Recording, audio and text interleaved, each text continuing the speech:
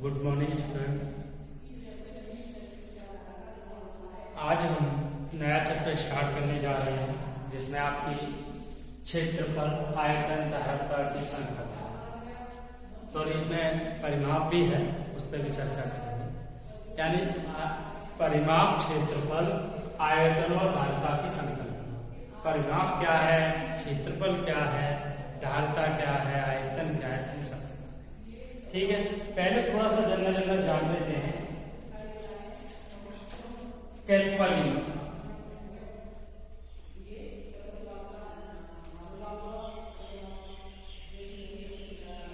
परिमाप की बात करते हैं तो परिमाप के लिए जैसे कोई आकृति भी लेंगे, जैसे ये आयत भी, एक आयत लिया A B C and D, A B C D, ये मैंने आयत लिया और इस आयत का परिमाप जाते हैं। एक मिनट,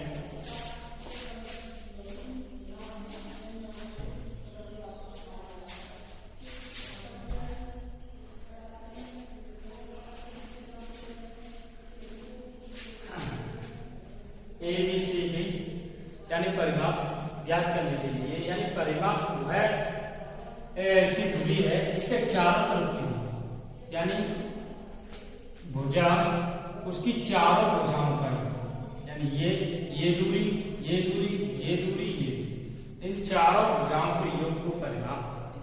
जैसे मैं बात करूं कि मुझे आयत का परिमाप निकालना तो भुजा A B plus B C plus and C D plus A, C D plus A, यानी किसी भी आकृति की, किसी भी चीज की अगर बात करते हैं परिमाप, यानी परिमाप की बात करते हैं तो उसकी चारों भुजाओं का योग की बात करेंगे, वो हो जाएगा परिमाप। ठीक है, और दूसरी चीजों के लिए जैसे बात करें हम, जैसे कोई त्रिभुजाकार आकृति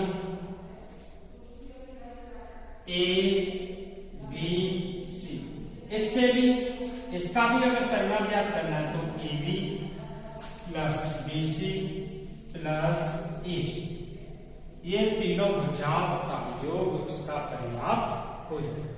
ठीक है, यानी किसी भी आकृति के उसकी बाह्य दूरी को हम कहते हैं उस आकृति का परिमाप। ठीक है, यानी किसी भी आकृति को ले लो, उसकी बाह्य दूरी, और ये क्या है, ये त्रिभुज की बाह्य दूरी है और इस दूरी को हम कहते हैं परिमाप। ठीक है, परिमाप एक एक करके बताएंगे, पहले थोड़ा कॉन्सेप्ट समझ लें। अब बात करते हैं सेकंड टर्म आती है इसमें क्षेत्र।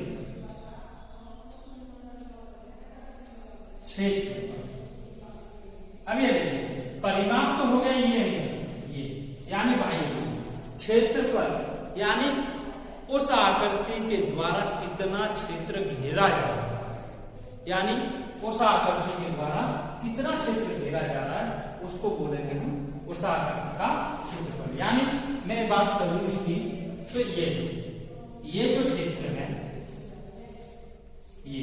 ये क्या कहलाएगा, इस आकृति का क्षेत्रफल कहलाएगा।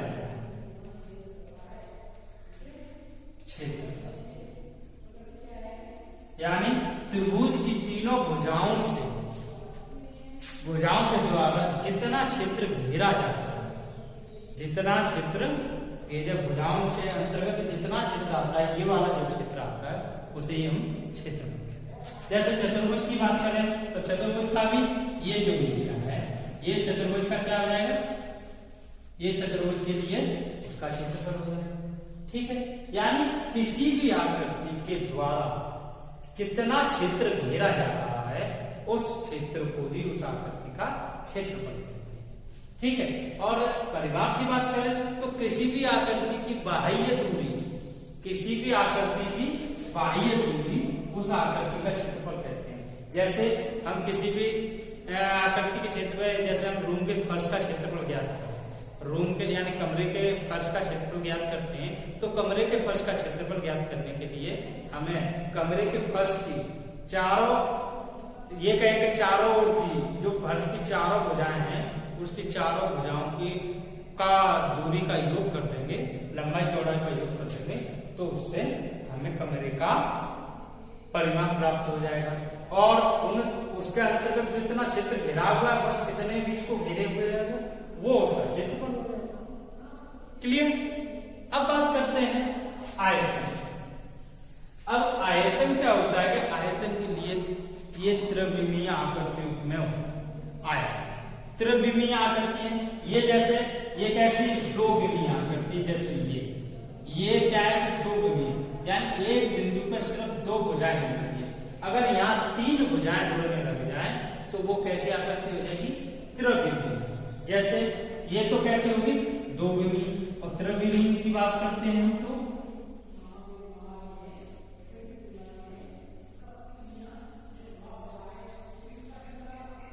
देखिए हर बिंदु को देखिए, इसके प्रत्येक बिंदु पर देखिए त्रिविमीय आकृति के तीन भुजाएं इससे जुड़ी होंगी। जैसे एक ये भुजाएं, एक ये भुजाएं, एक ये भुजाएं, यानी इस आकृति को हम बोलेंगे त्रिविमीय आकृति।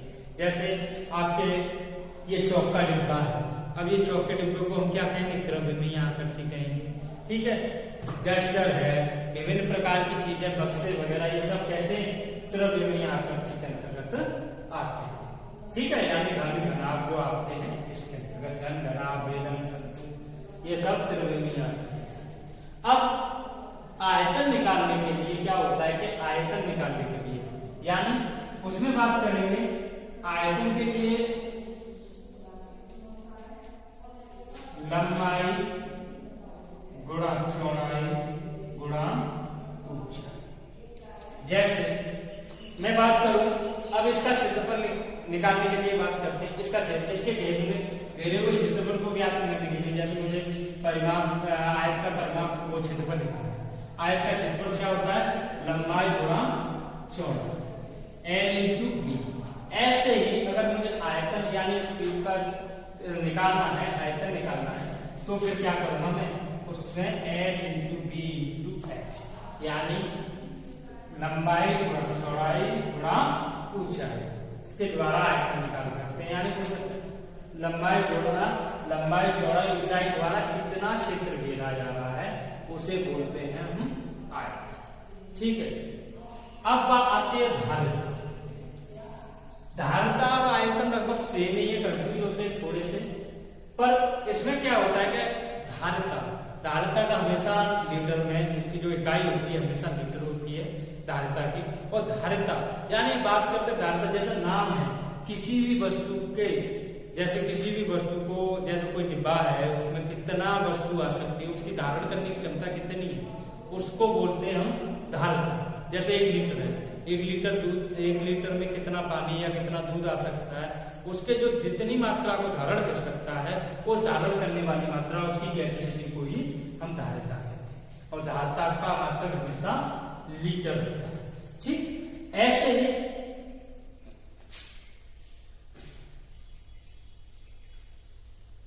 लीटर धारिता की बात करते समय, ठीक है, आपको मैंने क्षेत्रफल बता दिया, आयतन बता दिया, धारिता बता दी, परिमाप। अब इन पे एक एक करके हम बात, सबसे पहले परिमाप। ठीक है, परिमाप पर बात करते हुए हम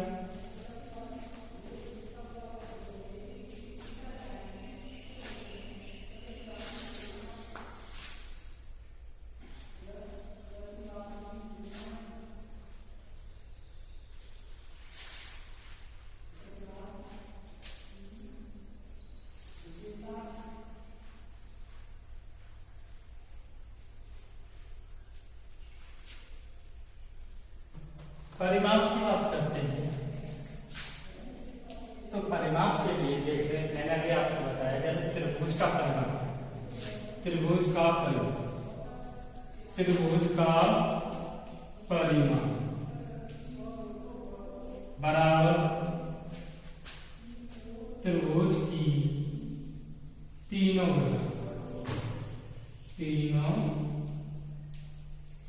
भुजाओं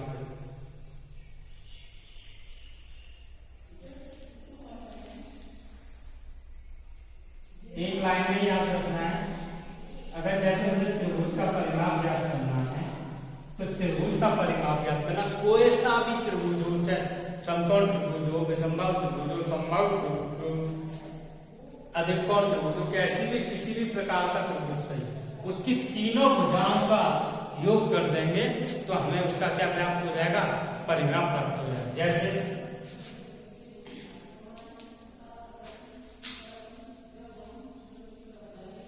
8, 6, 5 आकृति का परिमाप, आकृति का परिमाप, ओ सॉरी उधर का देख नहीं रहा होगा, कर रहा होगा, मैं यहां से लिख दे रहा हूं। त्रिभुज का परिमाप माप बराबर त्रिभुज की तीनों भुजाओं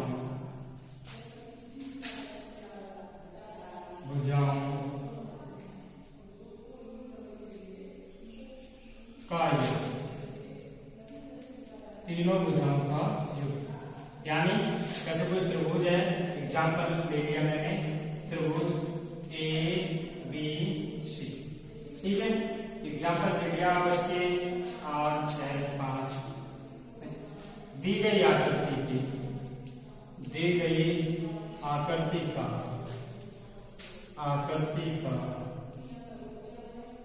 परिमाप है, आकृति का परिमाप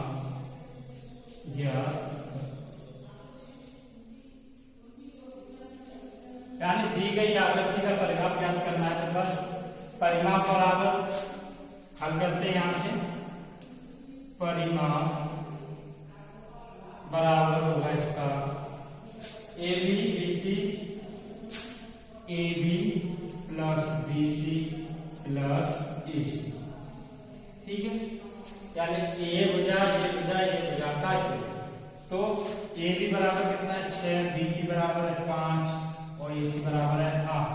6 और 5 11, 11 और 8 कितना हो गया 19, यानी 19। अब जैसे कोई भी इकाई लेना, सेंटीमीटर हो, मीटर हो, तो वो जैसे मैं यहाँ लिखूं सेंटीमीटर और ये भी सेंटीमीटर, तो 19 सेंटीमीटर, ठीक है। तो हमेशा याद रखना, किसी प्रकार की आकृति त्रिभुज किसी भी प्रकार का दिया हो, अगर उसका परिमाप ज्ञात करना है तो इसी प्रकार से ज्ञात करें। अगर त्रिभुज का अर्ध परिमाप ज्ञात करना है तो इसमें क्या करेंगे, 2 का भाग दे दें, ठीक है। इसी त्रिभुज का अगर अर्ध परिमाप पूछे थे, अर्ध परिमाप का मतलब आधा परिमाप, तो इसमें क्या करेंगे 2 का भाग दे दें, सिंपली अर्ध परिमाप निकलना है, ठीक। ऐसे आगे चलते हैं।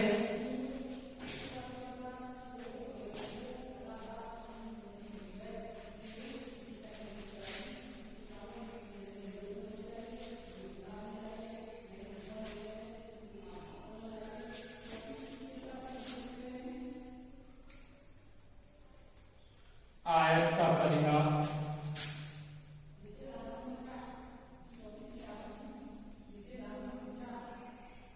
ठीक है। आयत के परिमाप की बात करते हैं तो ये देखिए,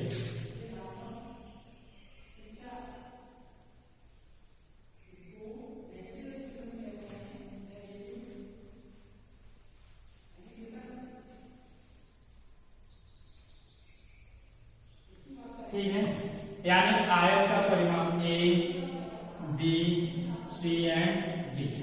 हमेशा आयत के परिमाप में आपको कंडीशन पता होगी, फर्स्ट सेमेस्टर में मैंने आप लोगों को बताया है। AB बराबर क्या होता है C और AD बराबर होता है हमेशा BC, ठीक है। तो याद करिए, यार आयत का परिमाप यानी मैंने आपको कुछ याद नहीं, तो बस थोड़ा सा याद रखिए, आयत का परिमाप बराबर उसकी चारों भुजाओं का योग, ठीक है। आयत का परिमाप बराबर AB plus BC plus CD plus ED। अब ये मान लीजिए ये जो दूरी है ये ए बी एक्स है, जब ए बी एक्स है तो ए बी बराबर है सी डी, तो ये भी क्या होगा एक्स होगा। ठीक है, बी सी बाई है और बी सी बाई है तो ए डी भी क्या होगा बाई। ठीक है, बाई होगा, इनकी वैल्यू रख दीजिए, ए बी की जगह एक्स प्लस बी सी की जगह by plus x plus by. अब ये देखिए एक्स एक्स यानी मैं इसको लिख सकता हूं 2x प्लस 2y। ठीक है, इस तरीके से लिख सकता हूं। अब इस तरीके से अब ये देखिए इसमें क्या आ रहा है, 2 कॉमन आ रहा है, 2 कॉमन आ रहा है तो इसको 2 को कॉमन ले लीजिए, इधर 2 को कॉमन ले लेता हूं, यानी इधर से कर देता हूं, 2 को कॉमन ले लिया 2x तो क्या आ जाएगा x प्लस 1। यानी आपको पता होगा कि आयत का परिमाप का जो सूत्र होता है, आयत का परिमाप बराबर होता है 2 गुणा लंबाई प्लस चौड़ाई, यही होता है। तो बस एक्स क्या है मेरी लंबाई है और बाई क्या है चौड़ाई है, तो बस कोई भी कोई कंडीशन आ गई, यानी मेरे परिमाप जो आयत का परिमाप क्या है 2 गुणा एक्स प्लस वाई, और आयत का परिमाप क्या होता है 2 गुणा एक्स प्लस वाई। हमेशा याद रखना, अगर आपको नहीं याद रखता है तो ऐसे भी निकाल सकते हैं, ऐसे भी। अगर सूत्र पूछता है तो लंबाई 2 गुणा लंबाई प्लस चौड़ाई, यानी उसकी लंबाई और चौड़ाई को जोड़ दीजिए और उसका 2 कर दीजिए, क्योंकि आमने सामने की बजाय क्या होती है। ठीक है, ऐसे ही बात करते हैं हम नेक्स्ट आकृति वर्ग का परिमाप।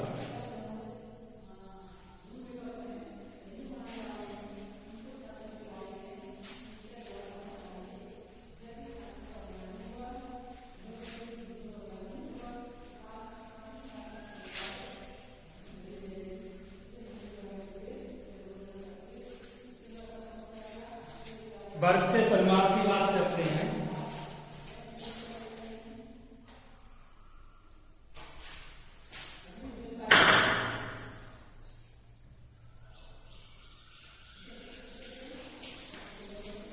ठीक है, वर्ग के परिमाप की बात करते हैं।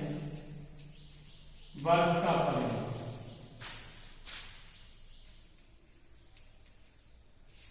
वर्ग के बारे में आप जानते हैं, ये कोई आपका वर्ग है A B C and D, ये आपका वर्ग है। और वर्ग की क्या होती है, प्रत्येक भुजा क्या होती है बराबर होती है। जैसे ये एक्स है तो ये भी एक्स होगी, ये भी एक्स होगी, ये भी एक्स होगी। अब वर्ग का परिमाप याद करना है, तो वर्ग का परिमाप बराबर क्या हो जाएगा A B plus B C plus C D plus A. ठीक है, सी डी प्लस ए। ठीक है,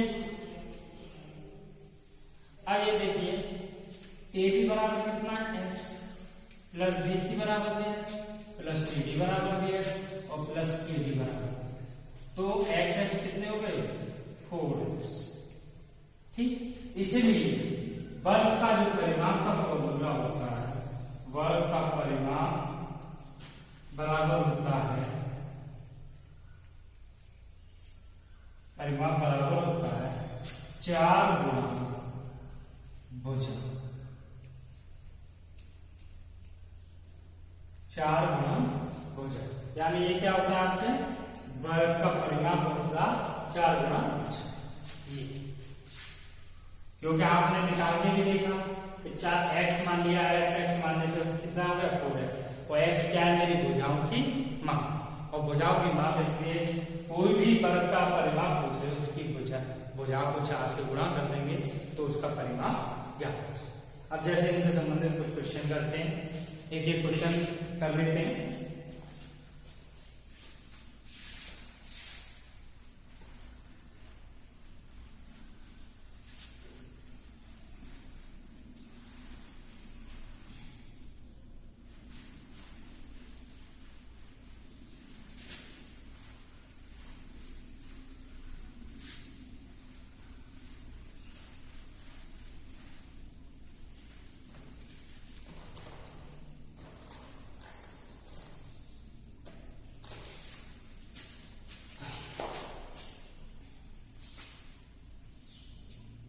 एक त्रिभुज की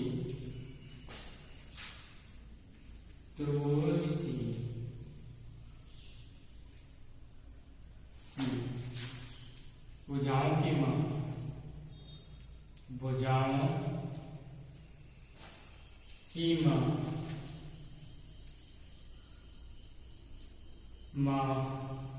क्रमशः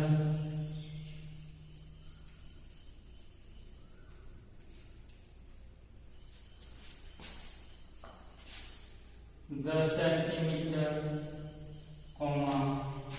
9 सेंटीमीटर, 12 सेंटीमीटर है। तो त्रिभुज का परिमाप व अर्ध परिमाप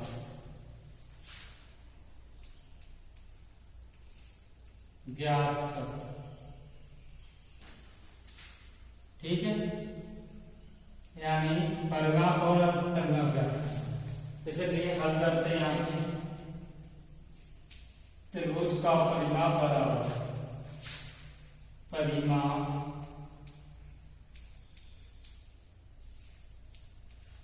बराबर होता है, परिमाप बराबर है, यानी कोई भी त्रिभुज है उसका परिमाप बराबर उसकी तीनों भुजाओं का योग।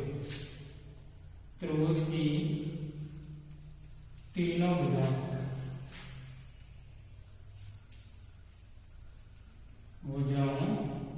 का योग। ठीक, तीनों भुजाओं का योग वश कर दीजिए। इसलिए परिमाप बराबर 10 सेंटीमीटर प्लस 9 प्लस 12 जोड़ दीजिए, कितना हो गया? 10 और 9 19, 19 और 12 31, यानी सेंटीमीटर में तो सब 31 है। परिमाप हो गया। अब दूसरा अर्ध परिमाप, यानी त्रिभुज का अर्ध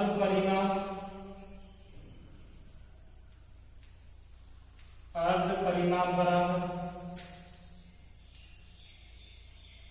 तो त्रिभुज का परिमाप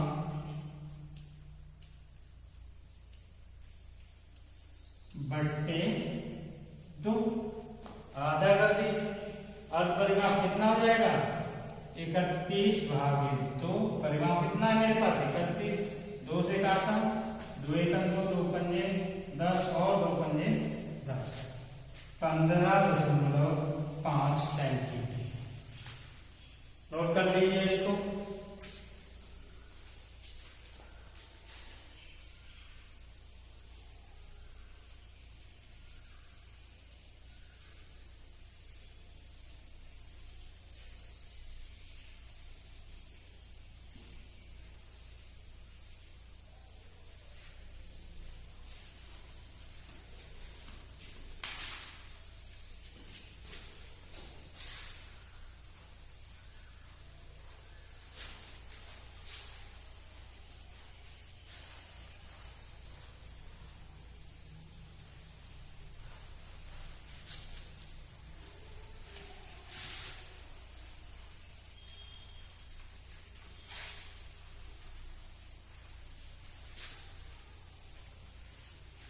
अब बात करते हैं नेक्स्ट क्वेश्चन।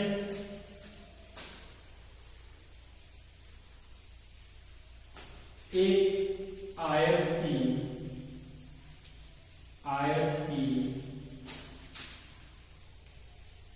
लंबाई व चौड़ाई क्रमशः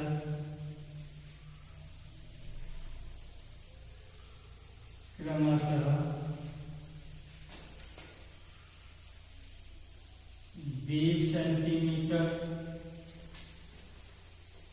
और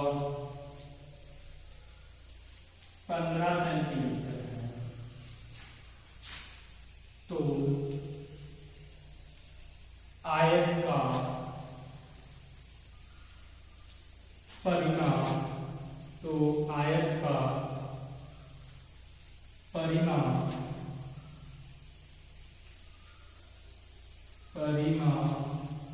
क्या हो। ठीक है, आयत का परिमाप क्या। चलिए हल करते हैं। आयत की लंबाई कितनी है, L बराबर कितना है 20 सेंटीमीटर। ठीक है, D बराबर कितना है 15 सेंटीमीटर। आयत का परिमाप बराबर, आयत का परिमाप मैंने अभी बताया आपको 2 गुणा L प्लस B, यानी उसकी दोनों भुजाओं का लंबाई का योग प्लस चौड़ाई का योग गुणा 2, यानी L फॉर लंबाई, B फॉर चौड़ाई, और L लंबाई प्लस चौड़ाई का योग को 2 गुना कर देंगे तो उसका परिमाप। ठीक है, निकालते हैं। तो 2 गुणा L कितनी है मेरे पास 20 और B कितना है 15, तो 2 गुणा 33 बराबर 70 सेंटीमीटर। ठीक है, यानी परिमाप हमेशा इस तरीके से निकालेंगे। आयत का परिमाप क्या है 70 सेंटीमीटर। ठीक है, नेक्स्ट चलते हैं। नेक्स्ट क्वेश्चन पे एक क्वेश्चन लेते हैं, वर्ग का परिमाप। वर्ग का परिमाप हम किस प्रकार से निकालेंगे उस पर बात।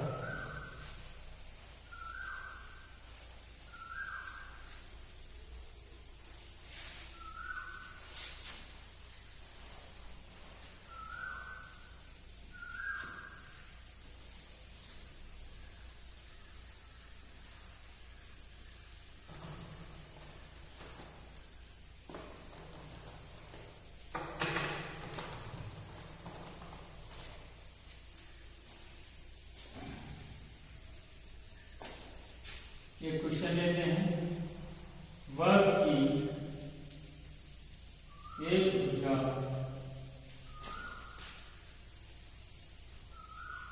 20 मीटर है, सॉरी, वर्ग की भुजा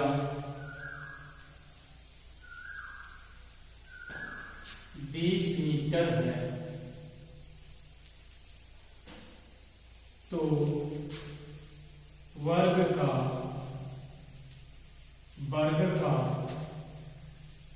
क्षेत्रफल क्या है। क्षेत्रफल, सॉरी, वर्ग का परिमाप प्राप्त कर रहे हैं, तो परिमाप क्या। अभी मैंने बताया था परिमाप में हमें वर्ग का परिमाप बराबर क्या बताया 4 गुणा भुजा। हल कर दीजिए, यहां से हल करते हैं। L वर्ग की भुजा बराबर क्या ले रखी है, भुजा बराबर है मैंने रखा है 20 मीटर। ठीक, तो वर्ग का परिमाप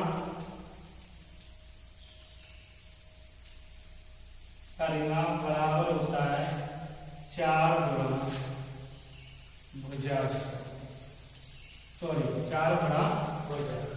ठीक है, वर्ग का परिमाप क्या होता है 4 गुणा भुजा, तो 4 गुणा भुजा कितनी देगी आपको 20। ठीक है, तो 20 चौके 80 मीटर। ये हो गया आपका वर्ग का। ठीक है, यहीं पर हमारी क्लास समाप्त होती है। आज की क्लास यही समाप्त होती है। परिमाप संबंधित क्वेश्चन आप हल करना। अगर आपको कोई क्वेश्चन समझ में नहीं आता है तो मुझे आप कमेंट बॉक्स में या आप मुझे व्हाट्सएप ग्रुप में मैसेज करके पूछ सकते हैं। धन्यवाद।